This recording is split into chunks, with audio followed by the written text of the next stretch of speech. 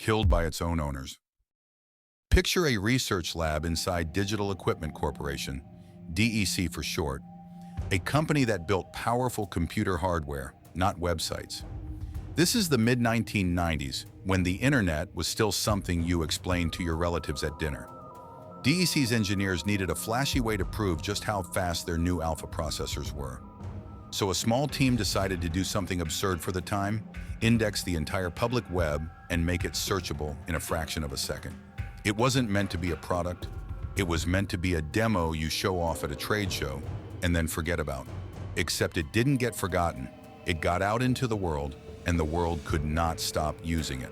The engineer usually credited as AltaVista's chief architect is Louis Monier, a French computer scientist working inside DEC's research division.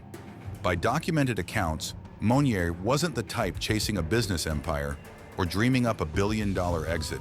He was chasing an engineering problem.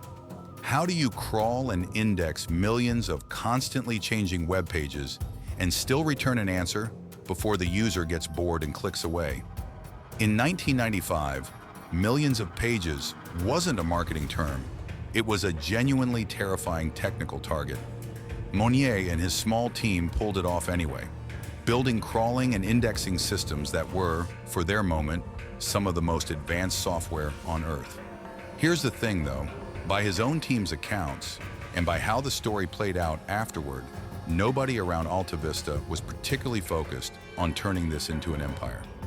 It was a bunch of brilliant engineers solving a brilliant problem inside a hardware company that had absolutely no idea it had just built the internet's future front door. Admirable if you like your geniuses pure. Slightly disastrous if you'd rather they'd also hired a good business strategist. AltaVista launched publicly in December 1995, and it was, by any honest measure, a genuine leap forward. It indexed more pages than any competitor on the market. It returned results almost instantly at a time when search often meant waiting, refreshing, and waiting again. It even supported natural language queries, letting people type actual questions instead of guessing at keywords. Within a couple of years, it was one of the most visited destinations on the entire internet. If you wanted to find something online in 1997, AltaVista was very likely your first stop. And for a lot of the internet's early users, its best one. Read that again. This was the search engine, years before Google was anything but a research project with a funny name cooked up by two Stanford PhD students in a garage. AltaVista had the lead. It had the traffic.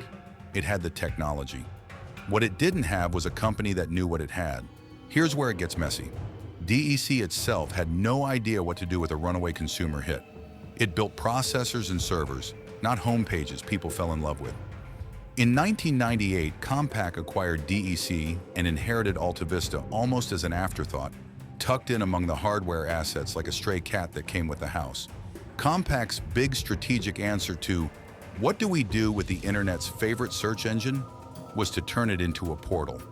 Shopping, weather, news, chat rooms, stock quotes, anything that might keep a visitor clicking around longer, because in the late 90s internet economy, time on site was treated like sacred scripture. The clean, blazing fast search box that made people fall for AltaVista in the first place got buried under banner ads and widgets nobody asked for.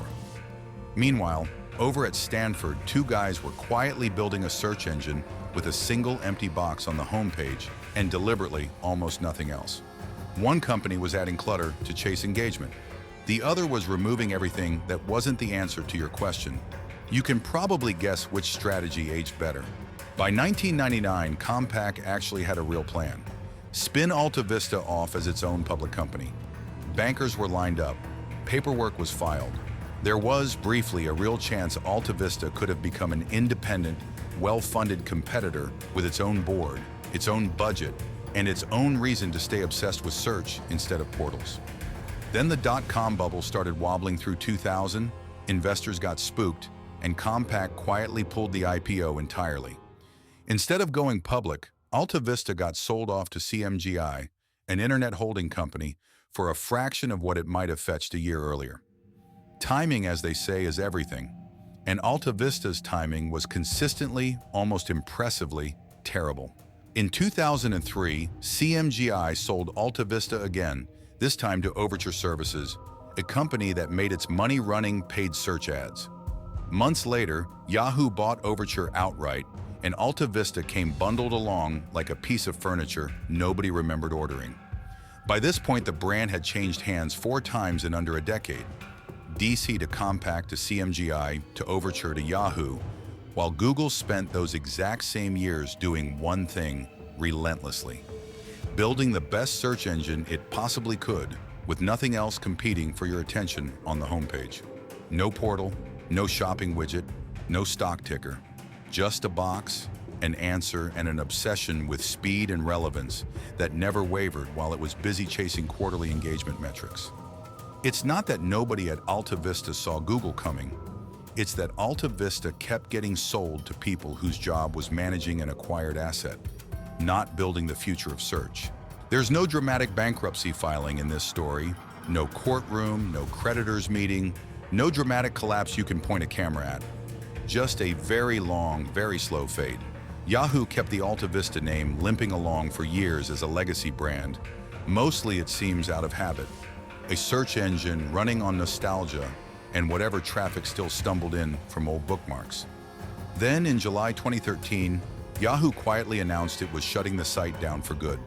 Visitors typing altavista.com into their browser were simply redirected to Yahoo's search, no eulogy included. 18 years after it launched as a hardware company's side demo, the search engine that once outran the entire internet ended not with a bang, not with a court filing, but with a 301 redirect. Arguably the least dramatic death a once dominant piece of technology could possibly get.